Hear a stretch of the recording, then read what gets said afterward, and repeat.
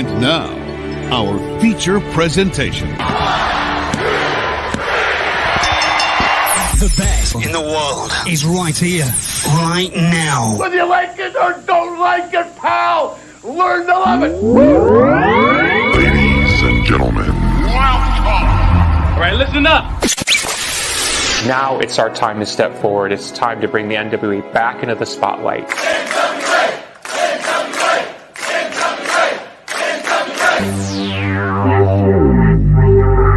I was thinking that it might be a good idea if you and I formed an alliance. Let's get ready to rumble! Attention, everyone. Welcome to the greatest wrestling program in the world. Ladies and gentlemen, can I please have your attention? Stop what you're doing and listen. It's the Alliance Guys podcast with your hosts Kevin Frazier, DKM, and JCap. Well. Welcome to the Alliance Guys podcast, a presentation of alliance-wrestling.com, your number one source for news and information for the National Wrestling Alliance and the United Wrestling Network. With me, obviously, there's no DKM. He's on assignment tonight, but of course, our fellow compadre, the former World Junior Heavyweight Champion, the modern-day hero, Kevin Lee Frazier. Kevin, welcome to the show, pal. Glad to be here, Jay. I'm really excited. Really just to hang out with everybody tonight and talk a little bit of wrestling and just see how everybody's doing. We already have a full house. I see Terry McDermott's in the house. Willie Bowen's here. We're getting started. It's been a while, right? Like, we haven't been consistently doing this show regularly because Thursday nights have all of a sudden become such a popular night for things to be going on. But we're here, and we'll be back here going forward for the foreseeable future. This is your number one source for news and information for the National Wrestling Alliance. And so that's what we're here to talk about. We're going to talk about Tuesday night's, episode of Power Surge. It's the first episode of Power Surge that we've had in like 2 months. The lead up to the chase, they didn't have any additional Power Surge episodes. So this was the first episode of the Power Surge that we've had in a while. A little bit different format. We didn't have any May Valentine on this episode. We didn't see Nick Aldis once on this episode. And it was a very different Power Surge. They introduced our friend of the show, Gary Horn. He's now doing backstage interviews online, I guess. What did you think of the different format, Kevin? And what did you think of the show?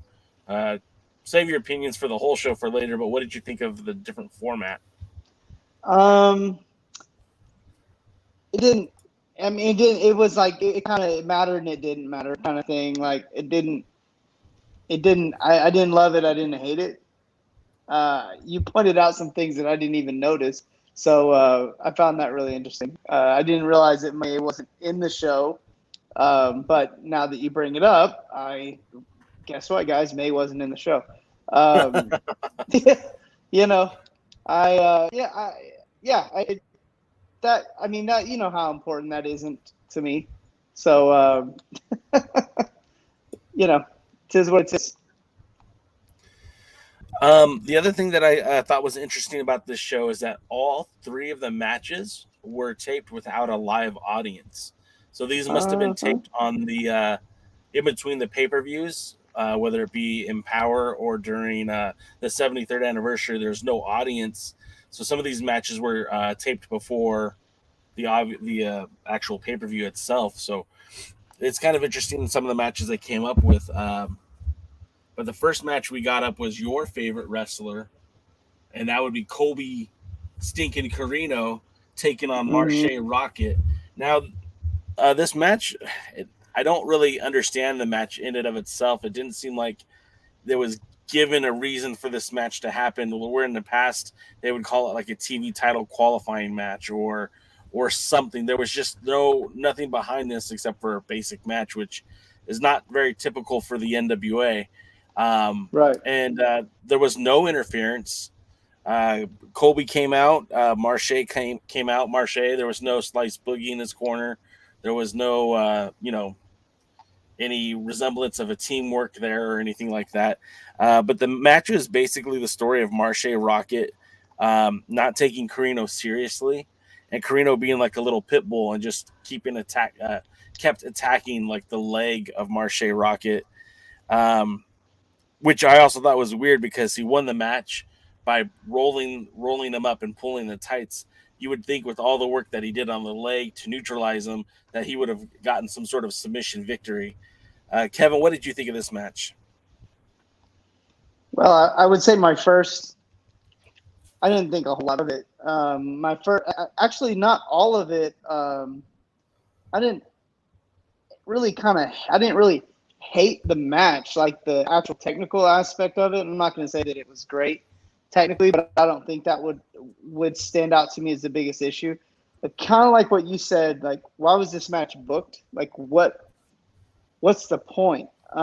When you have the ability, you have creative freedom. It's not like you just have to book things a certain way.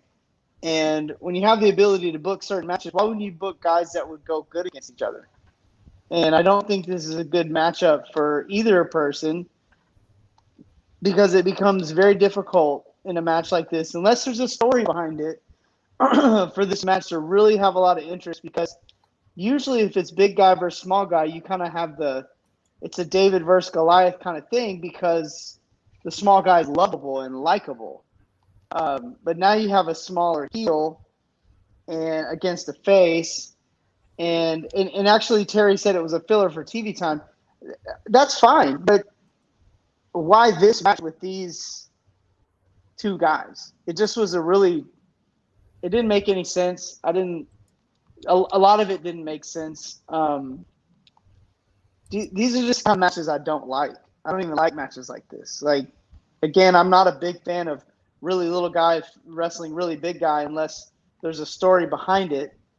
Why not put these guys against guys a little more in their own caliber? So, yeah, of course, I'm not a big fan of Colby Corino, so it took a lot in me not to fast forward it. I really thought about it, but I didn't. I suffered through it like a champ. I think James said kind of nailed it right there. It seemed like they threw darts at the wall, and sadly, this is what stuck.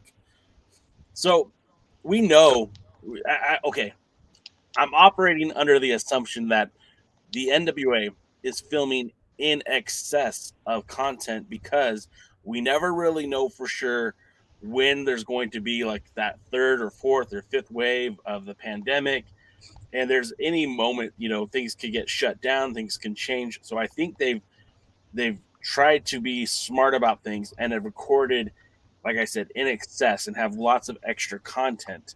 So a match like this, maybe it doesn't make the most amount of sense to air on this episode. But if this was, a year ago, we would have all been happy just to see something from the NWA. With that being said, this match really doesn't do a whole lot for anybody. So Colby gets the victory against essentially a enhancement talent. They jobbed out Marshe. Yeah, he's a jobber. Especially he hasn't, a guy like Colby. He hasn't won a whole lot of matches either. So it's like a victory for either one of these guys is not really going to do a whole lot for them. I don't know what the storyline is with Colby. I know that he technically has an opportunity to cash in a title shot at some point. So I guess they're going to try to build him up to a degree. But I don't know. This just doesn't feel – this kind of felt like a waste of time.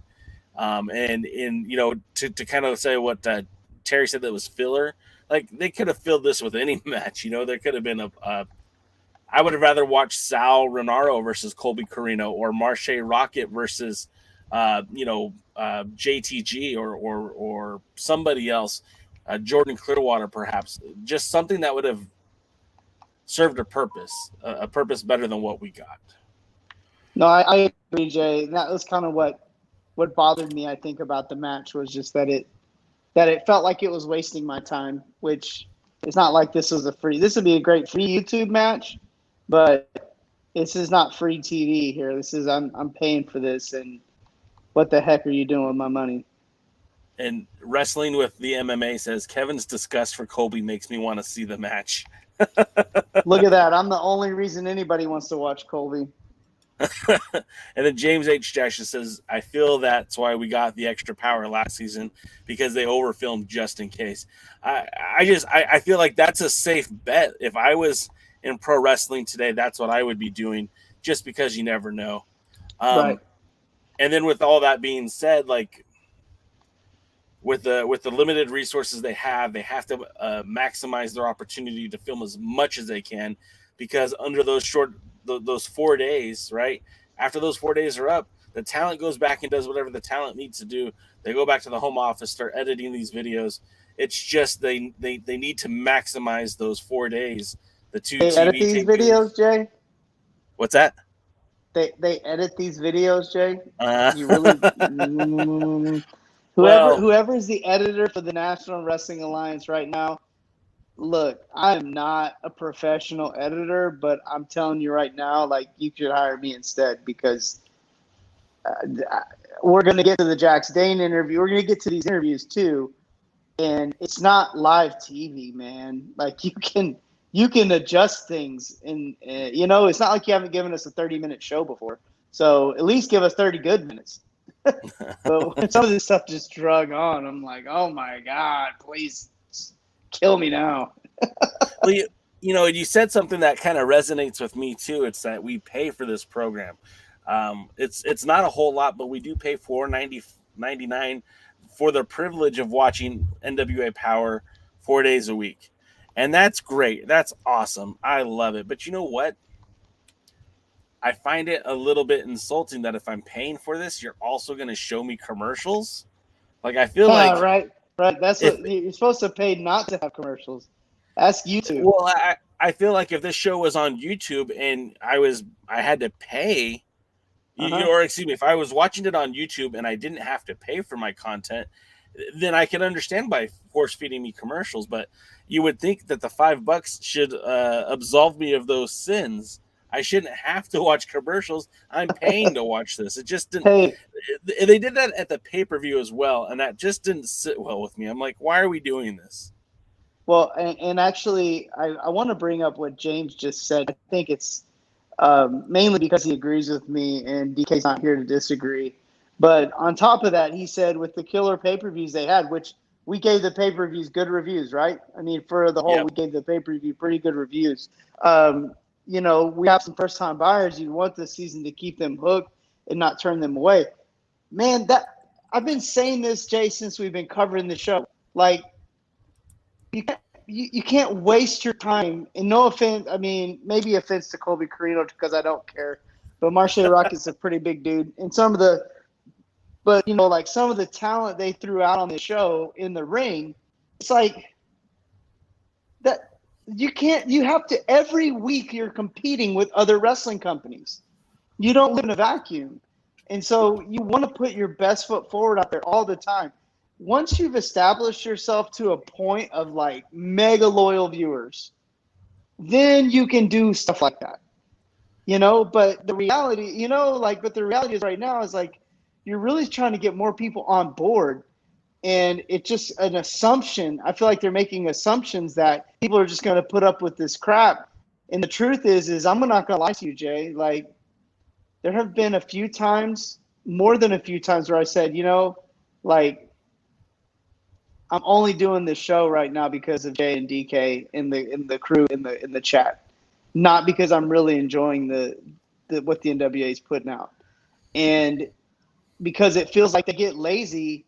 When in reality, that's when they should grab the bull by the horns and take the momentum and drive take that chance to really like drive it up.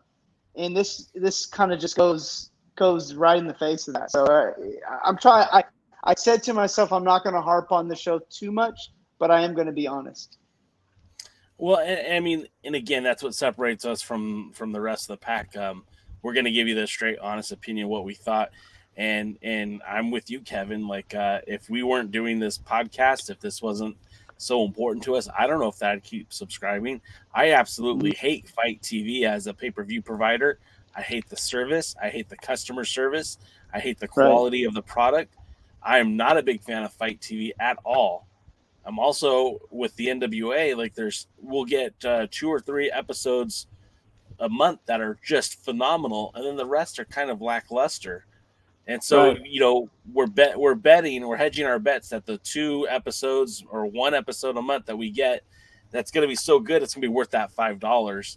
And again, the money, it's not about the money. Like the $5, like that's not the deal breaker. It's not that I'm hard up for cash. It's that I'm investing so much time into a product that sometimes I don't feel like it's the best product that's out there. Well, and the reality of this is we're paying more to do this podcast than we are for the NWA. So there you go, guys. But the truth is like we could save $5 a month and put towards this podcast and talk about something else if we really wanted to, because and I'm not saying we should, don't take it that way, but I'm also saying it wouldn't hurt my feelings. And again, I think the really part that bothers me right now is that they had so much momentum after the pay-per-views, and it really feels like they're squandering that. But there's one thing I'm excited about right now in the NWA. One reason I'm tuning in to watch, maybe 2 when you talk about Pope, and that's Jax Dane. Oh, we're getting there. To me, Jax Dane, and I know I'm kind of segueing a little bit here, but Jax Dane to me, since the turn with Crimson, been the best part of the show for me so far. And I know they're building towards the Jax Dane and Murdoch, but for God's sakes, let's get Jax Dane and Pope. Forget the title. Let's just get the best 2 most entertaining guys in a feud together, and maybe throw Trevor in there. So that's where I'm at with it. I'd tune in for that. And we'll get into more in a bit about who is setting their sights on who. We do know that on October the 24th in Kentucky, as part of the promotion with Tried and True Pro Wrestling, we're going to get Jax Dane versus Crimson in a steel cage match. So that's something that I'm kind of excited about. Notice how there's the emphasis is on the feud more so than the title. And I think that's an important observation to make, because that's telling you how much they're buying into Jax Dane right now and how much they're buying into Crimson right now, that they're going to go ahead and put a featured event with those 2 in a steel cage. And it very reminiscent of the old Shawn Michaels and Kevin Nash Diesel feud, good friends, better enemies. I'm very much looking forward to seeing our pal Jax Dane in a match with Crimson, and them taking off the gloves, and it not being the Jax Dane that we've seen on Power in the last couple of seasons, not the Crimson that we've seen on Power the last couple of seasons, but the true grit, the true athletes of these 2 stepping into the ring. And to make the icing on the cake, you've got Jax Dane, who's taking it to the next level. We said this a couple weeks ago, and I'll say it again. We've got more character development out of Jax Dane after the pay-per-view and the few matches of Power than they've given him the entire first 4 seasons of Power. Jax Dane has the most character development of anything Like, it's the really only development in many, to some extent, besides Nick Aldis. It's really the only real development that we've had since the pay-per-view, and I'm happy with it. Well, and he gets out there, right? And he's not going to let anybody forget his credentials. He's not going to let anyone just gloss over his acclaim. I mean, the man is a former national NWA champion, a former NWA North American champion. In fact, he unified those belts. People tend to forget he unified those titles. He was also a world tag team champion, and we can't forget that he defeated Hiroshi Tenzan to win the NWA World's Heavyweight Championship. And he pointed out, man, he never even lost those unified titles. He was injured and he had to relinquish the belts, but nobody ever beat him for those titles. And so we've talked about this at length on this podcast and on the pre-party about how the pedigree that Jax Dane has and his accomplishments that he's done in the ring, and how they get overshadowed so often by this Lightning One era of the NWA. And finally, he said no.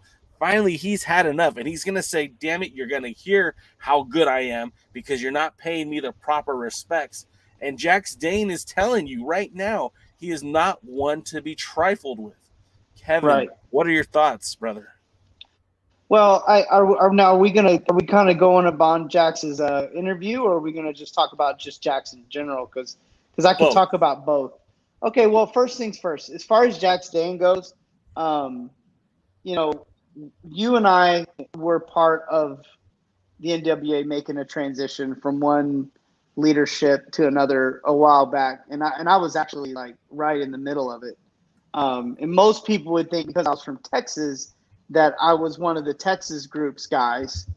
But to be honest, I was actually one of the guys that was being pushed by the Marquez Trobich group. And then when the Tharp Ronquillo group took over, you know, there were promises made to me that weren't kept. And instead, Ricky Morton and his 53-year-old self ended up getting what was promised to me. Irrelevantly about that, I just feel like Jax Dane might be getting that same kind of treatment, but it doesn't seem like he's putting up with it. And the facts are that his interviews the last couple of times, and now let's segue that into his interview with Gary Horn. I thought Jax Dane probably had one of the best takes in this interview of, well, Trevor Murdoch called me out specifically, and I'm like, did he? And in my mind, I'm thinking that he goes, well, he said I'm ready to take on the biggest in the bed. I was like, oh yeah, you got me with that one. That was great. I thought that was great. I thought the interview was good. You know, I don't know. I don't have a lot of exposure to Gary Horn, but you know, he was more of a bus driver than like May, where she'll ask these kind of convoluted questions that like dig under the skin of the person she's asking. I felt like these were a lot softer questions, and he was more just driving the bus. And you know, I like when I like the more intricate questioning. I enjoyed that in the past. Now, the one criticism I have for this is it went way too long. I feel like it should have been cut 10 minutes shorter. Get on there, get to the point.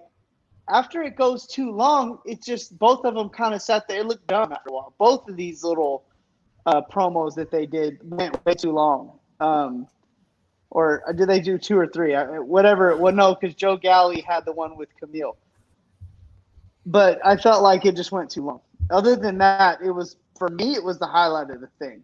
And when he said that, I was just like, man, like that's like the line so far of power, like ever. Like that's the best promo line ever. Was when he said, well, he called me out specifically, and I'm like, and in my mind, I'm going, I don't remember him calling Jax Dane out. And he pulls like a typical like wrestler thing, and he says, you know, he said he's ready, wants to fight the biggest and the baddest. He goes, he's got to be talking about me, and he said it with a straight face. He said it like he really meant it, and I laughed pretty hard at that. I really loved that. Those are the kind of moments that I think myself and all of us love about pro wrestling. I'm gonna jump into the chat for a second, Jay, to see these guys are going nuts on the chat right now. Well, yeah, we're having fun in the chat. You guys, if you're watching us, feel free to jump into the chat. If we like your comment, we'll put it up on the screen. Did change things up a little bit differently. The podcast, we're using different software. So if it looks a little bit different, that's because it is. But hopefully you still enjoy the overall presentation. We're still talking NWA. We're still talking NWA Power. And, of course, we're talking about Jax Dane.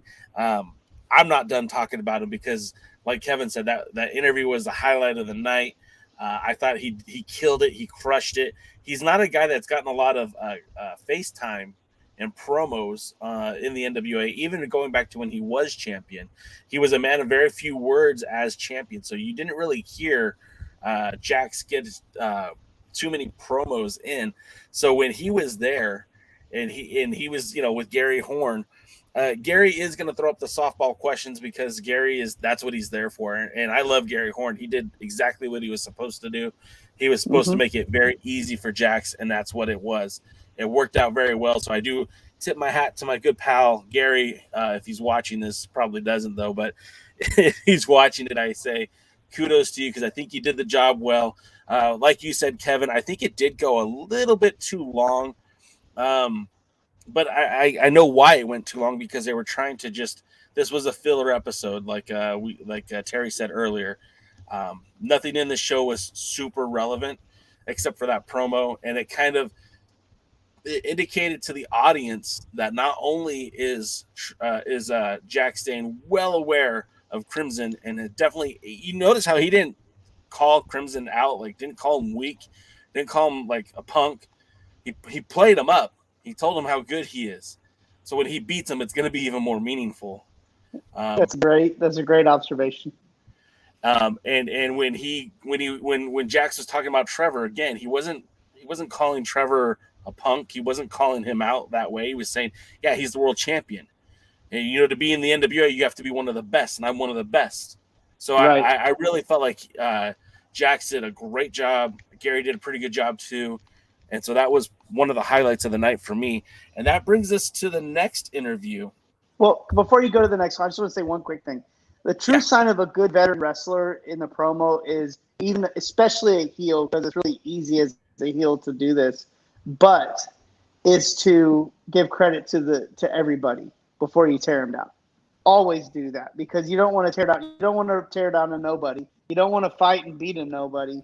And so yet again, I feel like the way he's towing the line of doing it right, but also staying a heel, I mean, he's doing great. Anyways, carry on. We're going to the next part of the show.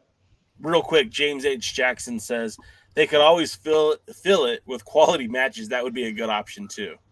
Well, and I want to actually piggyback on that, because James said something in the chat earlier. He said, AEW is giving out these shows for free, and they're putting these really dynamite matches. And I think that is something to be realized, is that, look, you are not living in a vacuum in NWA.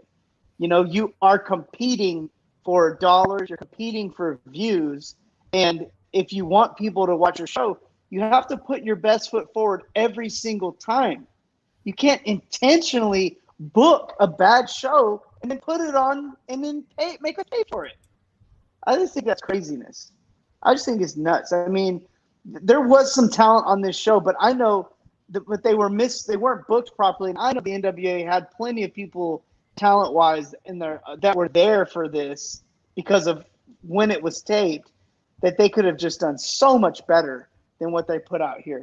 Why, like he said, why if you're going to do a filler match, you're going to put a crappy filler match up? Anyway, carry on, Jay. I think we got a match to talk about. No, not yet.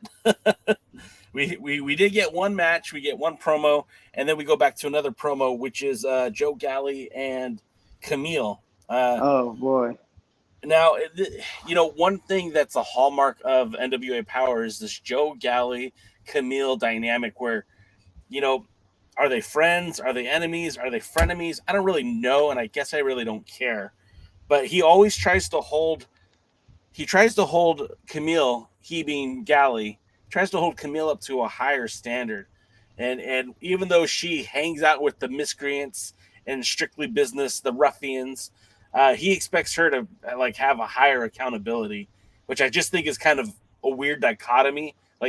She's a heel. Nothing about her says babyface at all. And he's surprised that she went and punched Melina up on the side of the head. Of course. And Camille's reaction is, look, she had it coming. She won't keep her mouth shut. She can't keep my name out of her mouth. So she definitely had it coming for me to knock her outside her head. Or as my mom used to say, box her ears. So it was, it looks like they're building towards a Melina versus Kamille feud, maybe up to a pay-per-view match, which I'm okay with. The women's division, although there are a lot of bright spots to it, I don't think you're ready to have that Kamille versus Lady Frost match. I don't think we need Genocide versus Kamille Part 2 just yet. And I don't think Kylie Ray is ready to step up as the number one contender for the Women's World Championship. So I feel like it makes sense putting Melina in that role and letting Melina have one more like hurrah, so to speak. But ultimately, like this is kind of, it seems like that's what they're playing to. Kevin, what did you think about this promo? I don't like the Joe Galley Kamille thing, and in all reality, like I believe Joe Galley called some of my matches in Hollywood. I may be wrong; he may not have been there when I was there, but I know that no, he wasn't there when you were there. Yeah, but I know he's a guy. It was Todd. Anyways, Todd was fantastic. I can't remember his last name right now, but no, Todd Kenley. I don't Todd Kenley. Yeah, he was really good. No, so I don't want to smash on Joe Galley. It just kind of goes back to the booking. Like Joe Galley's really very one-dimensional, and so when you try to add dynamic to someone like that, they get exposed. Kind of like Tyrus trying to do a moonsault, and it's like Joe Galley should just call matches from ringside. You know, like he doesn't do well in this stuff. It seems so fabricated. It seems so fake, and it doesn't come across as genuine. And the relationship with Kamille is awkward, like Austin Idol's awkward when he's out there with another female. So that was supposed to be a joke. Maybe it wasn't that funny, but it was. But I don't like it, and I like what you said about like does he live in he looks like the idiot. He looks like he lives in a fantasy world or something. And it's like, you know, they could put Kamille in so much better spots to look better than going out there and like, you know, like doing this. I don't know. I just not a big fan. There you go. Didn't like the segment. Terry points out that Joe is more of a journalist than a wrestling announcer. And, you know, I like Joe Galley, and I like him in the role. I like when he calls matches. I don't know, maybe I'd prefer Kyle to be doing these backstage interviews, or even maybe Gary Horn, and having each person play that role that they are best suited to play. I think Galley calling matches is great. I think Galley interviewing Kamille, I think that's worn a little thin. And I just see some more comments I want to get to in the chat real quick. What would Luthez do? Says, what's with all the empty ballroom matches? Now, we're only assuming this, Lou. This is just an assumption, but with the limited amount of time that they had to tape on the 2 days following the pay-per-view, I believe they recorded an entire catalog of matches because they weren't exactly sure when they'd be taping more content again.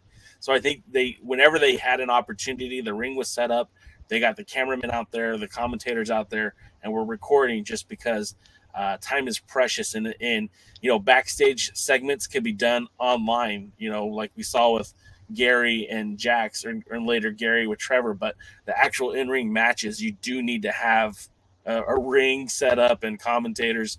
So I think that's why we got that. And then James H. Jackson says, what is Kyle's purpose? We see him less and less. And I think you're seeing Kyle less and less just because they're still trying to work out the dynamic of these live tapings. And again, this isn't the Georgia Public Broadcasting Studio where they have another room set up for backstage interviews and stuff like that. This was basically, they're in the ballroom and they're making the best of the space that they have. So with all that being said, I think that's where we're at on that.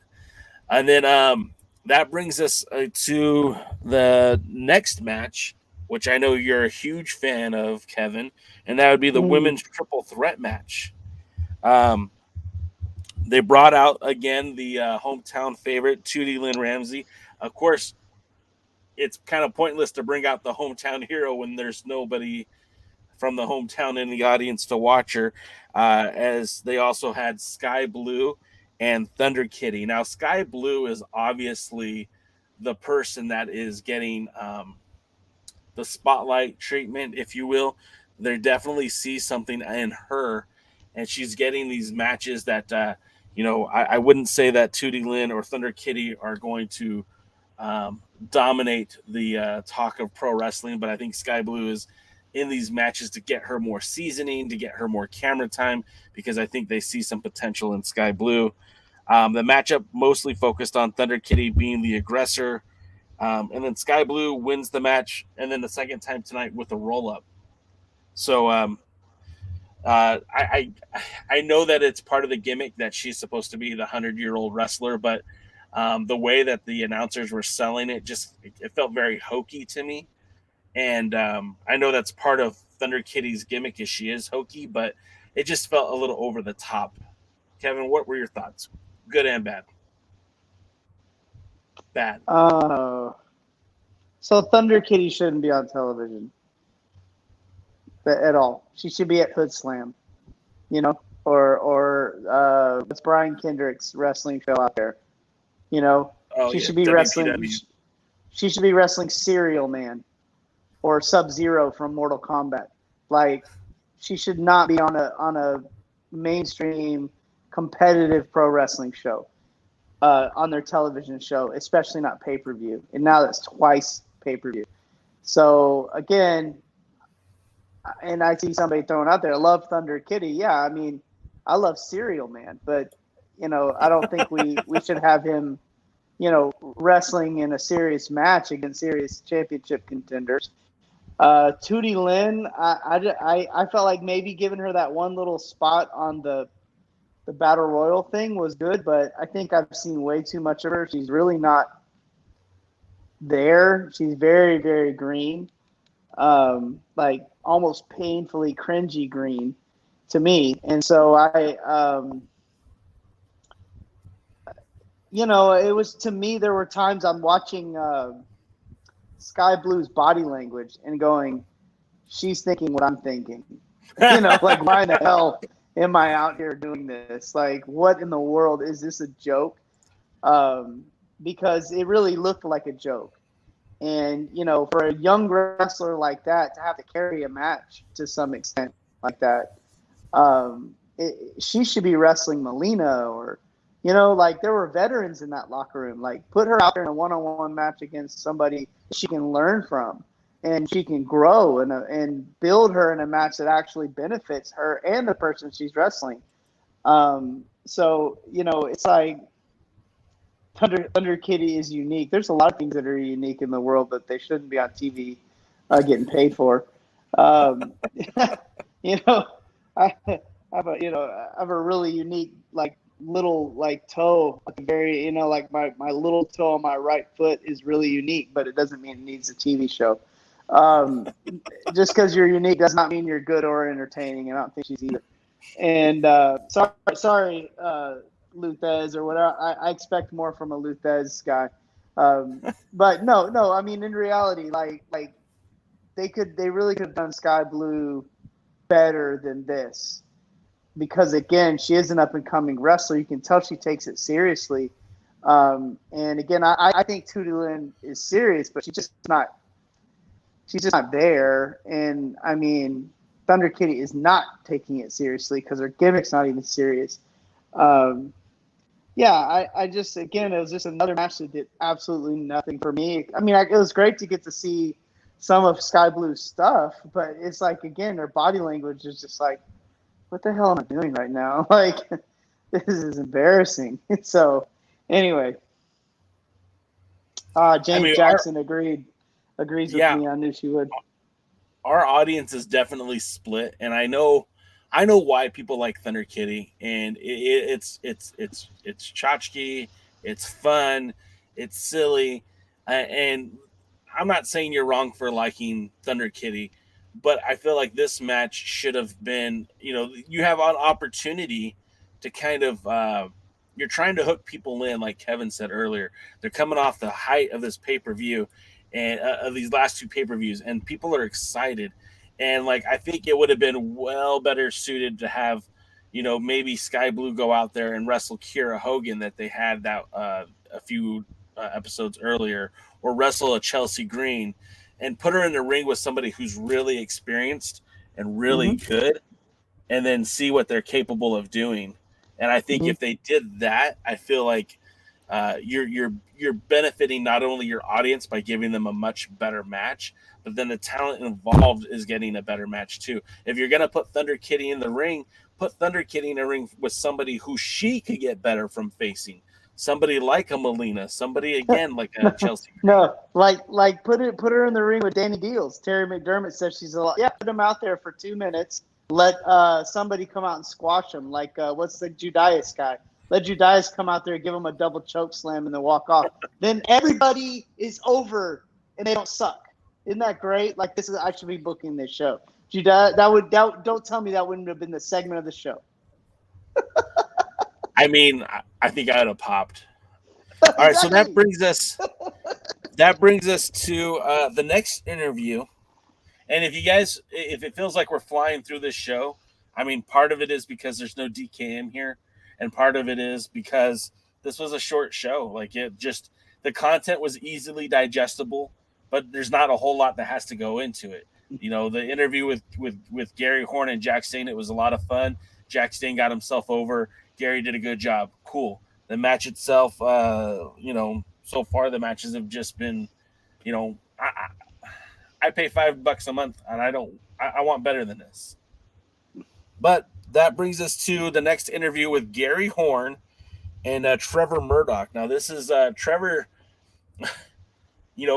it's kind of weird because there certainly is a formula in Mr. William Patrick Corgan's head about how you use your world's heavyweight champion. And apparently it means getting them on TV as much as possible and putting them in every segment so that they're on the show all the time. Because we just had a Trevor Murdoch at the podium a few weeks ago. We had Trevor with Nick Aldis at the podium, and now we get Trevor Murdoch and Gary Horn. So it's like we're getting a lot of Trevor Murdoch. We don't necessarily need to have Trevor Murdoch on every single episode of Power. And that's my complaint for everybody. Like no wrestler should be on every single episode unless they're defending their title on every single episode. So in lesser words, Trevor said that he humbled Nick Aldis. I mean, that's kind of what he said. He didn't come out and say that, but he more or less said that. And that now he knows that he's got the target on his back that Aldis had for all of the 10,000 or 1,044 days. And he kind of makes reference to the Pope as a potential challenger. Now, the Pope still has his opportunity to challenge for winning the Champion Series. So does Jax Dane. He also has that, that gift certificate for a title match. And then also he brought up Adonis. And I kind of like that the NWA went back in time on this one because Aldis referenced this, that Chris Adonis at any point could have challenged Aldis for the title because he was the national champion. And that's your privilege as the national champion, is that you're technically the number one contender for the 10 pounds of gold. So even Murdoch kind of addressed that and said, hey, look, Adonis could cash in his opportunity anytime he wants for a title shot at me. So Murdoch kind of explained how he has that target on his back and he doesn't take it lightly. I thought it was a pretty good interview. What'd you think, Kevin? By this point, I was a little bit checked out. I mean, I vaguely remember it. I wish that I don't know if this interview and the Jax Dane interview were filmed independently of each other, but would have been nice to see like an actual response to Jax Dane from Trevor Murdoch, because I think that would have been entertaining. I mean, because I think had Trevor responded to him calling out Jax Dane, that actually would have been kind of funny, because you think he probably would have laughed just like we did about it. And then it adds a little bit of credibility and a little bit of like story to those promos. So it really just kind of, I mean, it was all right, but I think this is something that I knew from the get-go that, Trevor Murdoch's not going to be a very interesting world champion. It's just not the kind of character he is. So I think I don't think he has the capacity to be as dynamic as Nick, and so I think it's better actually for them if they take the less is more approach with him, because what's going to happen is we're going to get sick of seeing him and hearing the same thing, the same old chick. I think this is a great time to actually build up his challengers, so that matches against him are a lot more interesting, because I think where his real strong suit is in the ring. And so I don't think he has quite the same ability outside of the ring in terms of promos and that sort of thing. I'm not saying he's bad at promos at all. I'm just saying, you know, that you're just talking about a whole different animal with Nick. Nick is a much more cerebral character, like cerebral wrestler in general, but also too, like, he gets a kick out of, you know, changing the goalposts with his character and making you think, is he a good guy, is he a bad guy? That actually keeps the promos interesting. I don't think they're going to do that with Murdoch, and nor should they really. And so it's like, how many times can you hear, oh, I'm gonna beat you up, and I'm a good old country boy, you know? Like, after a while, you get, okay, hear the same crap over and over again. So again, I just think a little bit less is more kind of situation with Murdoch. Doesn't mean I don't think he's gonna be a good champion. I just think that they need to, they don't, kind of like what you said. I think they need to take a different approach with him than they did with Aldis. Now, if you're paying attention to what's going on in the chat, James brought up a good point. I just want to share that real quick. He says, I wish they could have something similar to AEW Dark on YouTube, where they can get ring time and still be seen by people and save the A-level stars for Power.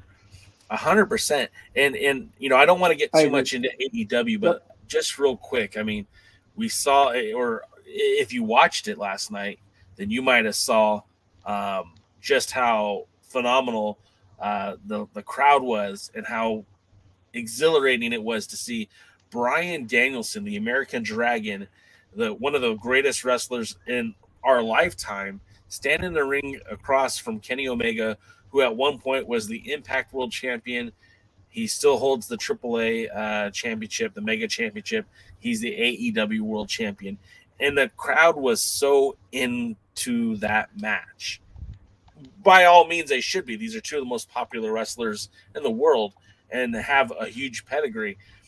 But what I want to say to that is, you know, AEW understands that not every episode is going to have those guys on that, you know, in that match. Not every episode is going to have all the top tier talent, but they just did a whole set of studio tapings in Orlando, Florida for AEW Dark, a show that doesn't even appear on television. It's a show that's directed just for YouTube. And it's a studio environment, not unlike what we used to have with NWA Power. And they're doing basically their own version of NWA Power with lesser known names or people that they're trying to get over on their roster. And I guess what the point I'm trying to make is NWA Power has not even close to the resources that AEW has, but they have an opportunity to do something similar when they're shooting all of these matches. These matches should be on a B show. These matches should not be paid for. I shouldn't have to pay to watch Tootie Lynn Ramsey versus Sky Blue versus Thunder Kitty. And that I'm not taking a shot at any of those women. I'm just saying that's not a marquee matchup that I should have to pay for. If the NWA is making money by touring or doing these big pay-per-view events, if the NWA is making money off their pay-per-views, if the NWA is making money off our merchandise, if the NWA is making money with commercials, then matches like this shouldn't be occupying what I'm paying for. And right. I'm just being completely real here. If I'm paying for it, I want quality. I agree. And you know, something interesting.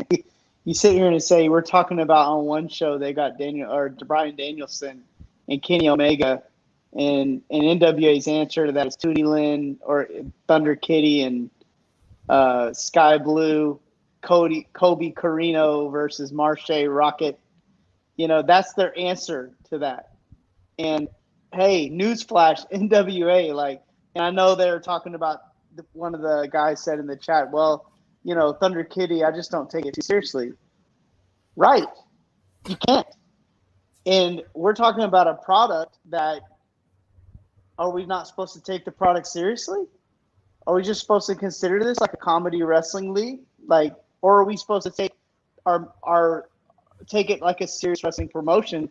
If we're supposed to take it seriously, then I think that they need to really realize like the landscape that they're on and understand the competition, understand the time that they're in, what we would call at my job a little self-awareness, and realize like, hey, we got to be able to compete at least on some level and be relevant. And I think they're hurting that opportunity because television time is precious by just rolling out whatever out there. And I just wonder, you know, is Fight TV going to keep paying them for this kind of product? Well, I mean, there's two ways to look at this too, right? Because it's Fight TV, but it's like, are we as consumers, are we going to continue to pay for this? You know, if the NWA put a match on with Jordan Clearwater versus the Pope, is that going to stand toe to toe with what AEW is doing? Absolutely not. But it could be a good match, and it could still be like, okay, here's my alternative to AEW. I'm getting some good old-fashioned wrestling from a guy who knows what he's doing, a good up-and-comer who is going to get that rub at some point. You know, there's a better solution than what we got. Anyway, we still have one more match, and I do say I want to get to some more of what you guys are saying. Terry McDermott says, saying she's before we move on, old, I think a little too much. Yeah, I wanted to say. Go ahead. Oh, sorry. My signal might be messed up over here. Am I freezing up or anything on your end, Jay? A little bit, but you're okay.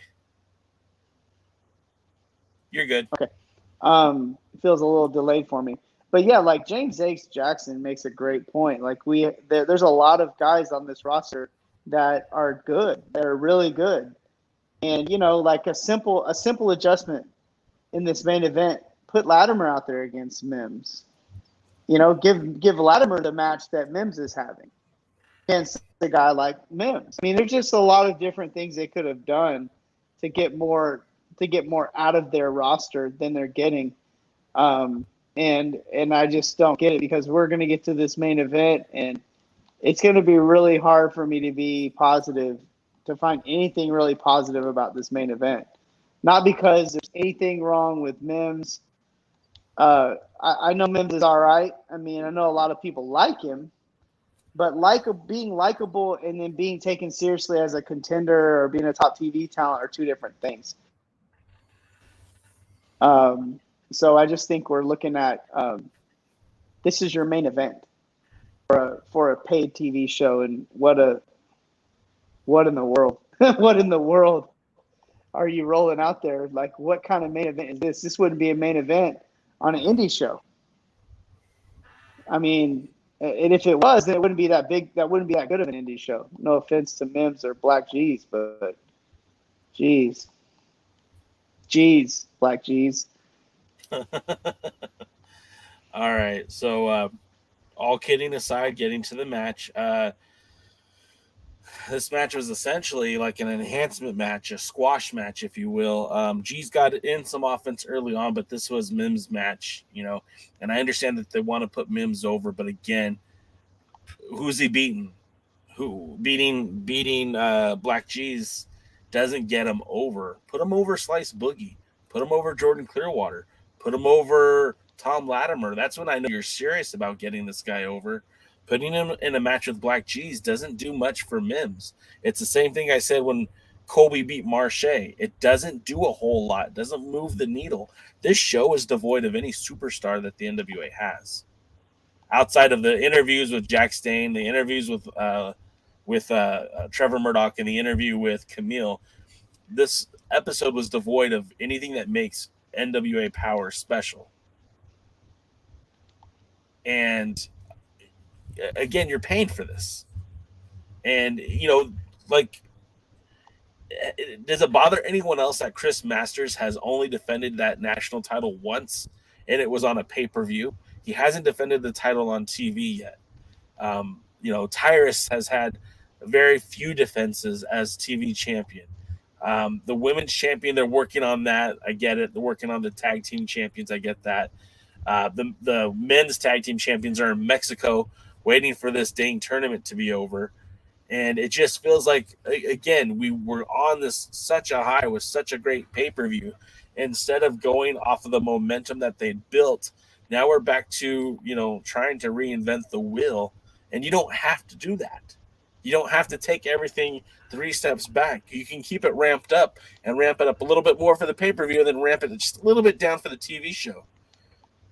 This isn't what happened. At least it wasn't a roll-up for Mims. He did hit his finisher for the victory for the 1-2-3. But all in all, this isn't what I pay for. This isn't why I'm a fan of the NWA. This is actually one of the reasons why it's hard to convince people to give the NWA a chance. Right. And like a lot of my friends that are in wrestling that I talk to them off a lot, all the time, and a lot of them, that helps me gauge where the NWA is, because that tells me like what do the wrestlers in the industry think about NWA right now, and it in a way they don't really take it as that too seriously. And I think that's because the NWA is not really taking itself serious enough. It's kind of like that. It's kind of like that kid that thinks he's cooler than he really is. I just think the NWA probably. I just think the NWA thinks they're like that. They're like those people that are like snobby and nobody cares. Like you're only really like a true snob if people actually want to be like you and actually want to, like if you're actually. So again, I just think they think they're bigger than they are, because if they think they can just roll out matches or roll out these kinds of shows and that they're just going to retain fans like that, I'm sorry, but if the bigger product, if the larger marketed products take urgency for every TV show that they have to some extent, I think that this company should think the same way, and again, I just think the world of entertainment is different now than it was NWA during the 50s or whatever glory day they're trying, whatever booking psychology that I can tell they're using that's kind of an old school psychology. Hey, I can respect it, but it doesn't make it relevant. And I'd like what you threw up there. It's when you're playing in a pre-AEW world. Right, you might as well burn it, but in reality, even pre-AEW, you're still competing with the largest wrestling promotion in the history of the world. And, for better or worse, if you want to compete, you got to actually compete. So, this was not the best foot forward. And go ahead. Terry added that Billy is in another world, not your typical NWA blue collar promoter. That's true, but just because we can't keep making excuses for him though either. And I'm going to tell you this: everything good about the NWA is all Billy Corgan, and everything bad about the NWA is all Billy Corgan, because he's the main decision maker. He's not just the matchmaker. He's not just the booker. He's not just the promoter. He's everything. So if you love what you're seeing, it's all Billy. If you hate what you're seeing, it's all Billy. And then DKM just added, if you're not one of the big boys, then you have to put out a better product to be noticed and followed. And DKM, if he was here, we'd both be agreeing with him. You look at what MLW is doing. You look at what Ring of Honor is doing, okay? These are both promotions who aren't, multi-billionaires who are financing the shows, right?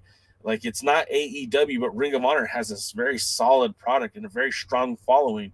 And that Pure Championship was such a huge deal for them. And Ring of Honor is in a good place. They just crowned their new women's champion. They're in a great place. MLW, they're going in with Hammerstone versus help me out. What's his name? Kevin Didfreeze. Okay. then while Kevin's frozen, I'll just talk to myself for a second. And, these guys are sorry, I'm getting distracted here.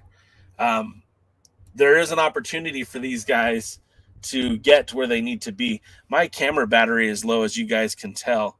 Jacob Fatu, thank you guys. And they're in a place where they're doing well. They're getting TV deals. So it'll be interesting to see how this continues to go for the NWA. Look, even United Wrestling Network, you don't have to love Championship Wrestling from Hollywood. You don't have to love Championship Wrestling from Memphis. But look what they're doing in Georgia and Atlanta. They're bringing in some top guys. Tony Nese. They brought in The Awakening. They're bringing in guys who have some pretty big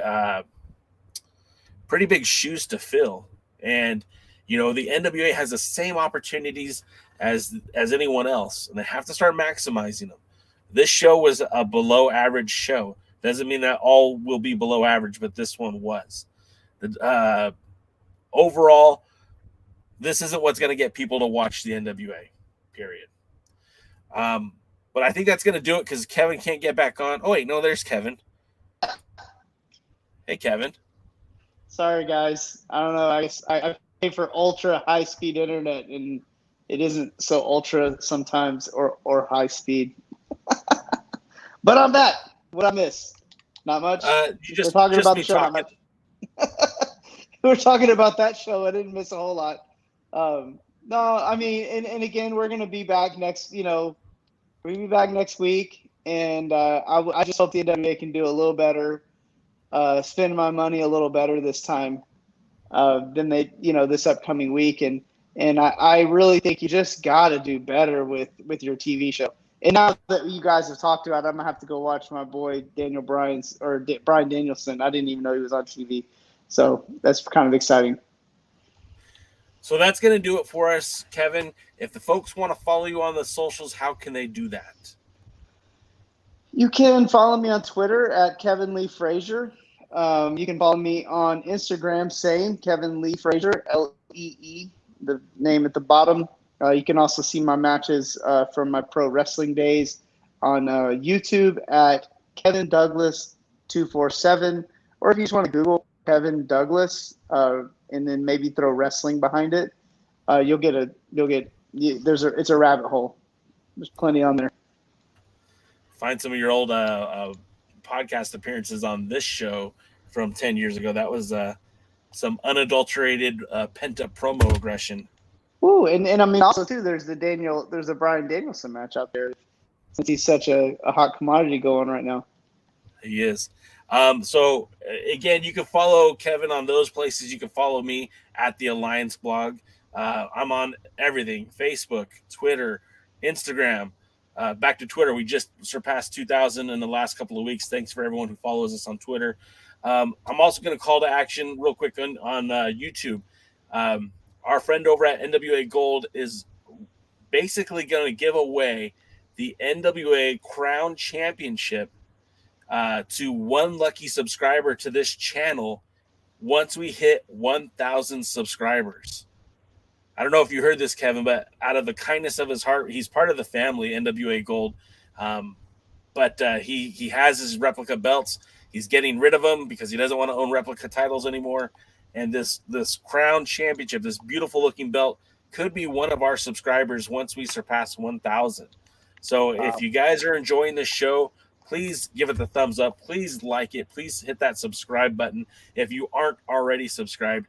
If you have friends who are into the NWA, please suggest this show to them. We would like to build this community. You guys are all a part of this family here on this show, and we have so much fun every Tuesdays and Thursdays that we certainly could use some more like-minded fans, and we could give you some real, honest, critical opinions of what's good and bad about the National Wrestling Alliance. So I do want to call that out. If you guys have friends who are watching the NWA, get them on board, have them come join us every Thursday nights, every Tuesday afternoon, so we could talk some NWA all together with this hashtag NWA fam, the ham sandwich army, whatever we're going to call ourselves. And if you want to financially support this podcast, you could do so by picking up a hat like this one or a t-shirt like this one. I wear this one to bed. It's so soft and comfy. You can get those on the merch link is in the description of the video, so hit that up. We do appreciate that. And Kevin, that's going to do it, man. Is there anything else you want to say? Do you have anything else you want to plug? No. I look forward to touch a base with you guys next week. And I have to actually say that it's not us dragging the show along, Jay. I mean, look at this time today. Maybe DK needs to take a course on conciseness in his opinions. I'm going to take shots at him while he's not here to defend himself. But we look forward to having DK back next week. We look forward to seeing you guys. Thanks for everybody that signs on in the chat and supports it and, comes in and has fun with us every week talking wrestling. We appreciate it. All right, guys. Well, my battery's about to die, so we're going to say goodnight now. We'll see you at the matches. Good night.